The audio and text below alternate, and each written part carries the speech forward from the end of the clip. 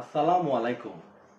সারা দেশে কোটা সংস্কার আন্দোলনকে কেন্দ্র করে সামাজিক যোগাযোগ মাধ্যম ফেসবুকে অসত্য, বিভ্রান্তিকর, কুরুচিপূর্ণ ও বানোয়াট তথ্য উপাত্ত পোস্ট অথবা শেয়ার না করতে প্রাথমিকের শিক্ষক ও কর্মচারীদের বারণ করা হয়েছে।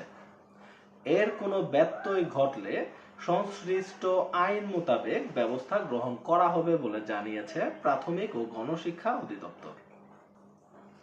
গত বুধবার ৩১ জুলাই তারিখে অধিদপ্তরের পরিচালক মোহাম্মদ হামিদুল হকের সই করা এক অফিস আদেশে এই তথ্য জানানো হয়।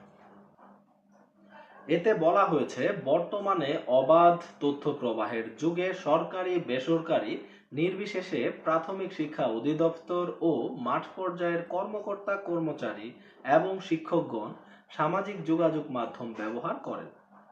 সাম্প্রতিক সময়ে লক্ষ্য করা যাচ্ছে যে কোটা আন্দোলনকে কেন্দ্র করে কিছু স্বার্থান্বেষী ব্যক্তি এবং গোষ্ঠী সামাজিক যোগাযোগ মাধ্যমে বিভিন্ন অসত্য, বিভ্রান্তিকর, কুরুচিপূর্ণ ও বানোয়াট তথ্য উপাত্ত ফেসবুক সহ বিভিন্ন সামাজিক যোগাযোগ মাধ্যমে পোস্ট এবং শেয়ার করে সরকারকে বিব্রতকর অবস্থায় ফেলে দিচ্ছে।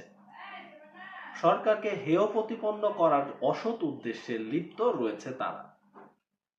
প্রাথমিক শিক্ষা অধিদপ্তর দেশের অন্যতম বৃহৎ সরকারি একটি প্রতিষ্ঠান এবং অধিদপ্তরের আওতায় বর্তমানে প্রায় ৫ লাখেরও কাছাকাছি শিক্ষক কর্মকর্তা কর্মচারী কর্মরত রয়েছেন।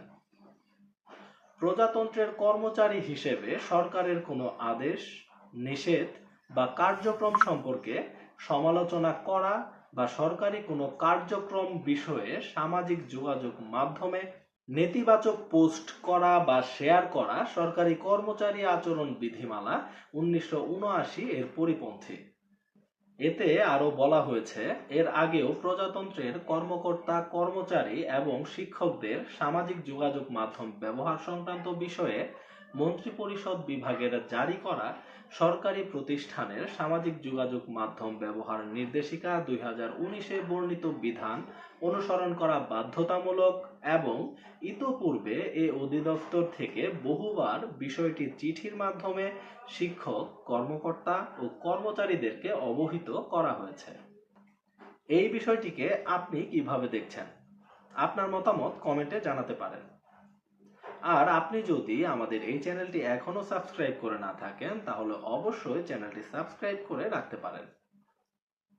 দেখা হবে নতুন কোনো ভিডিওতে নতুন কোনো গুরুত্বপূর্ণ টপিক নিয়ে। ততক্ষণ পর্যন্ত ভালো থাকুন। আল্লাহ হাফেজ।